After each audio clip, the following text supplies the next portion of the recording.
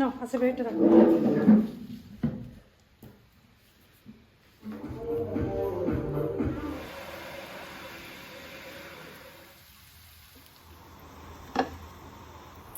না মিথ্যা বলা যাবে না। আসসালামু আলাইকুম, কেমন আছেন সবাই? আশা করছি সবাই ভালো আছেন। আলহামদুলিল্লাহ আমরাও ভালো আছি। এই বৃষ্টির মতো বৃষ্টি পড়ছে বেশ দুপুরের পর থেকেই। তো আকাশে অনেক মেঘ আমি দেখাচ্ছি একটু, কারণ এই মেঘটা হয়তো অনেকেই দেখতে খুব পছন্দ করবেন সেই জন্য। তো আজকে যেমন মেঘ মানে আকাশের মানে মনটা খারাপ, তেমনি কিছু কারণে আমারও মনটা আজকে খুবই খারাপ, সেগুলোই একটু পর বলছি। তার আগে আমি একটু আকাশটা দেখিয়ে নিই।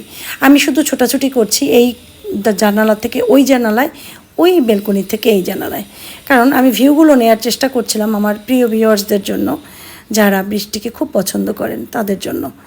তো গেল তো কয়েকদিন যাবৎ এত মানে গরম ছিল। আলহামদুলিল্লাহ দেখেন, আল্লাহর সময় মতোই প্রতিটা জিনিস করে। মানুষ যখন অতিরিক্ত খারাপ হয়ে যায়, মানুষের যখন ঈমান নষ্ট হয়ে যায়, মানুষ যখন মুখ থেকে খারাপভাবে কথা বলে, মানুষকে কষ্ট দেয়, মানুষকে দুঃখ দেয়, তখনই কিন্তু আল্লাহ নারাজ হয়ে যায়।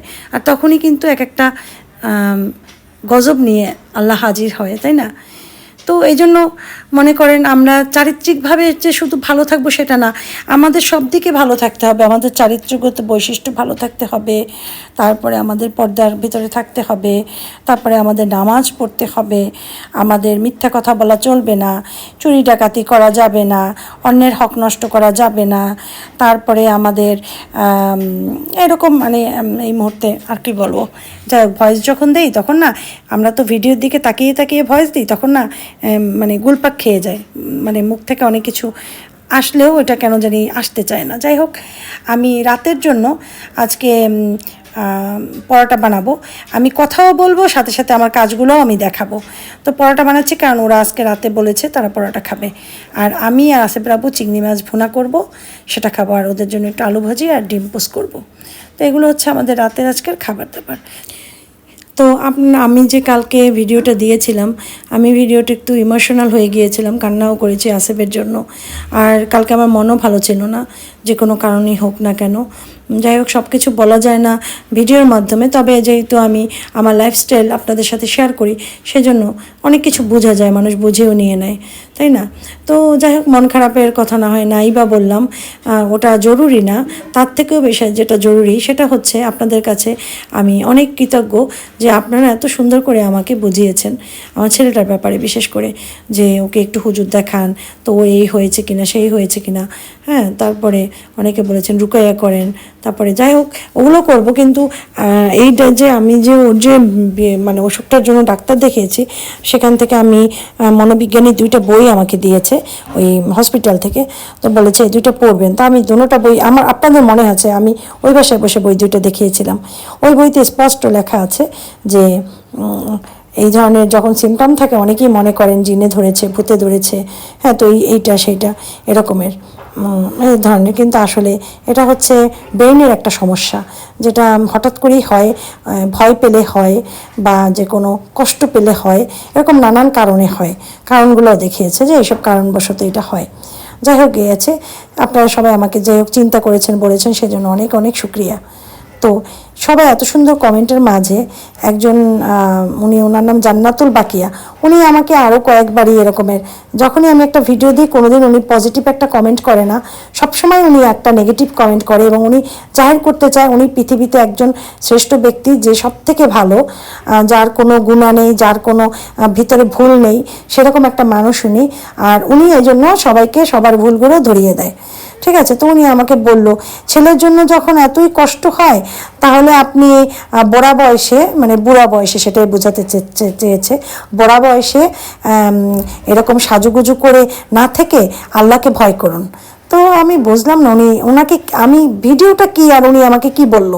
তো বুড়া বয়স যে বললো, ওনার সমস্যাটা আমি বুঝতে পারিনি।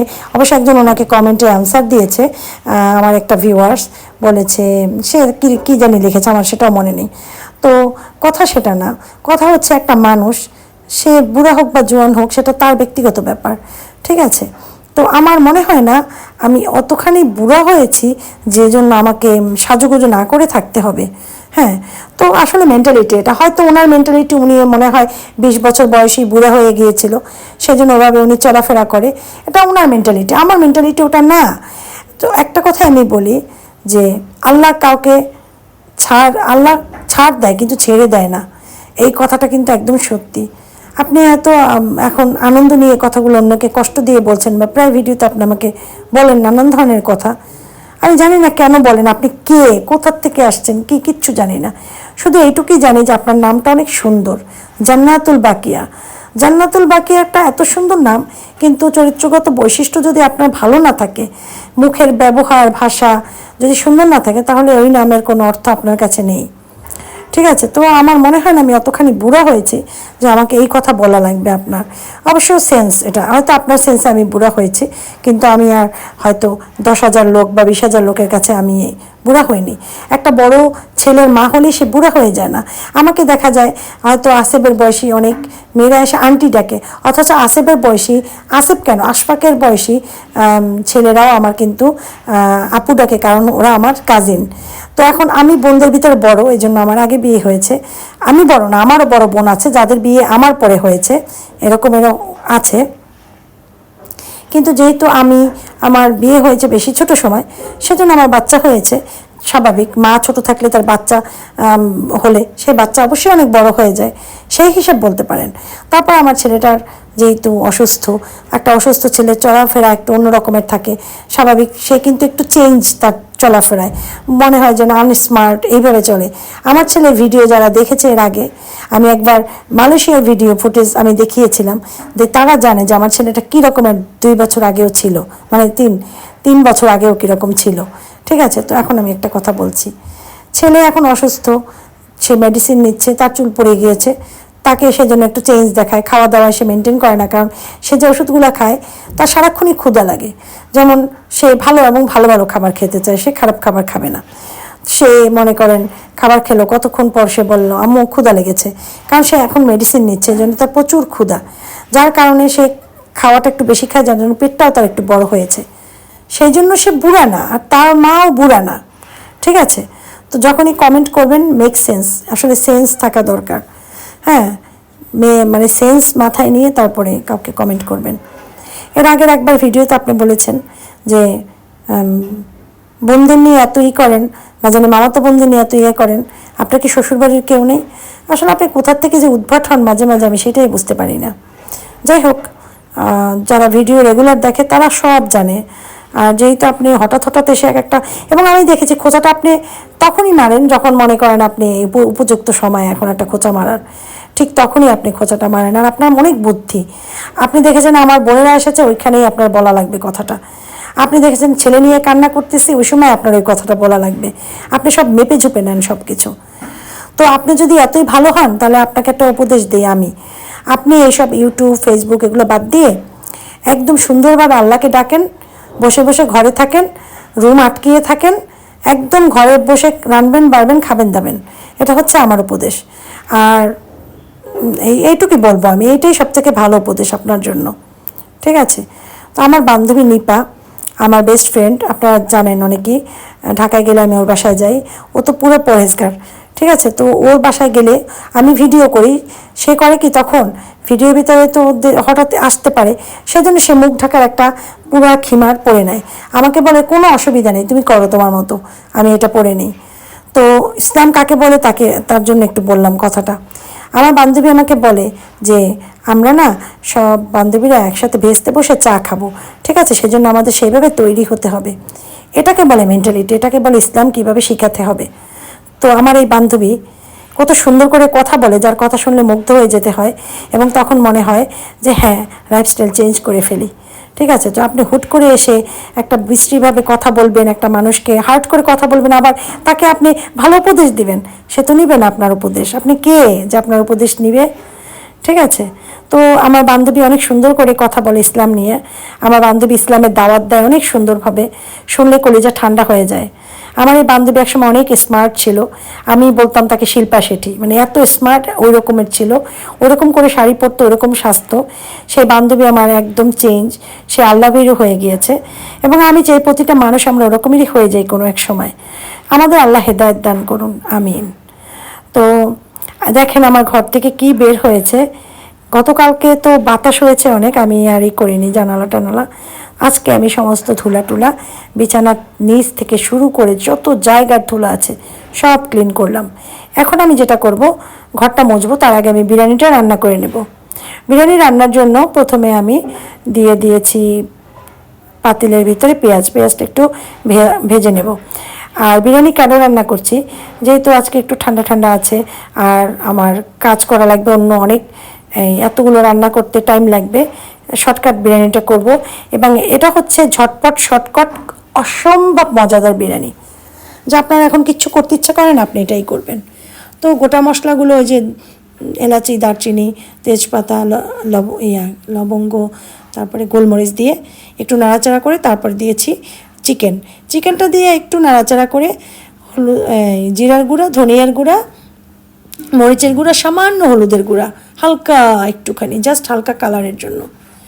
এখন আমি একটা কথা বলছি, আমি যখন ভিডিওতে কমেন্টে অ্যান্সার করি তখন কিন্তু আমি অনেককে বুঝি না যে সে আমার বড় না ছোট, সেজন্য আমি দেখা যায় অনেক সময়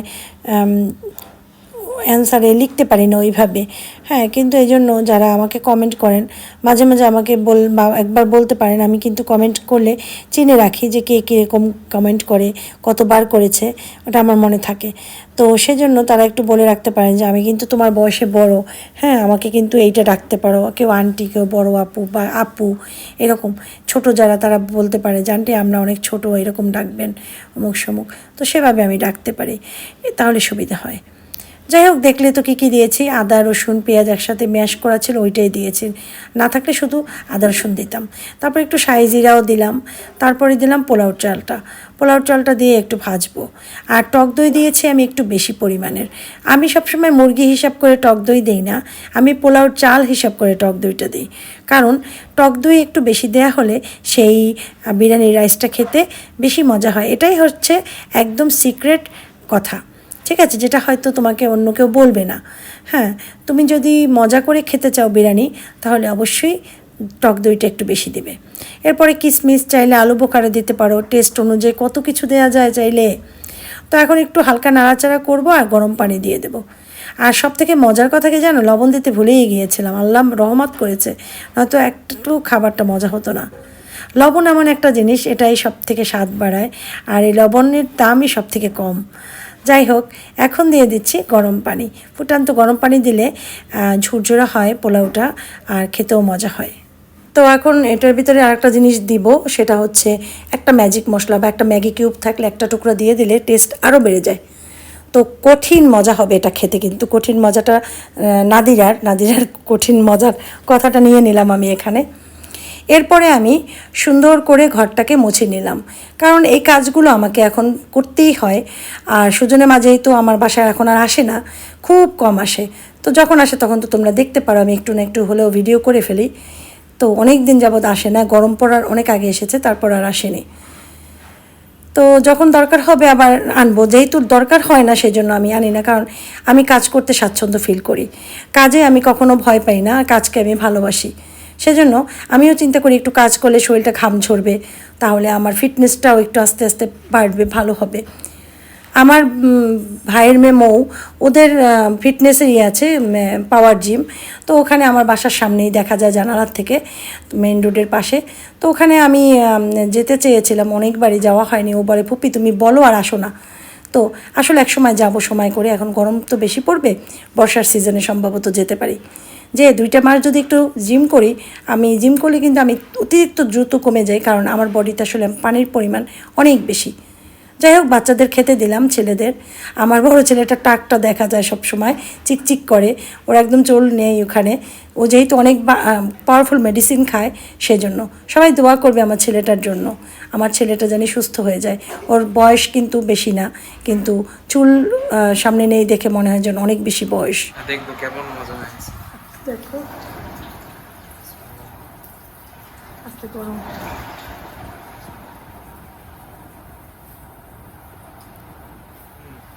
মজা, অনেক মজা। অনেক মজা আছে। কি অবস্থা, কেমন মজা? মজা হয়েছে? আচ্ছা, আমি যে তোমার ভিডিওতে ডেইলি অনেক মজা বলি, হয়তো মানুষরা শুনতেছে অনেক বছর ধরে। অন্য কিছু বলো, অনেক মজা বলে। অন্য কিছু বলো। আর বলার তো কিছু নাই। আর এখন থেকে আর মজা বলবা না? কি কি বলবো? তাহলে কি হবে? মানুষ একটু মজা করে বলবে, আজকে ফাইনালি ডিফারেন্ট কিছু বললো। আচ্ছা ঠিক আছে, আজকে খেয়ে বলো যে একটু মজা না। মুখে দিয়ে তারপরে বলো। মুখে দাও তারপরে বলো একটু মজা না।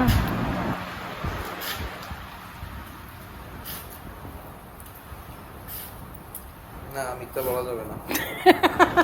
কি বলবো? অনেক মজা হয়েছে। অনেক মজা, মাশাআল্লাহ। খাওয়ার সময় হোক বা যে কোনো টাইমেই হোক, যখনই ওদের আমি দেখি ফ্রি থাকে, তখনই আমি ওদের নিয়ে বসে এরকম কথা বলি, গল্প করি। তো আমার ক্ষুধা নেই আসলে, আমি নাস্তাটা খেয়েছি একটু লেট করে, আমার পেট ভরার দুপুরে আর খাবো না। ওরা খাচ্ছে, আর আমার নামাজ গোসল অনেক আগেই কমপ্লিট করেছি। যাই হোক, ছেলেদের সাথে এভাবে গল্প করতে, খাবার খেতে আমার খুব ভালো লাগে। আজকের মতো বিদায় নিয়ে নিচ্ছি, সবাই ভালো থাকুন, মা আসসালামা।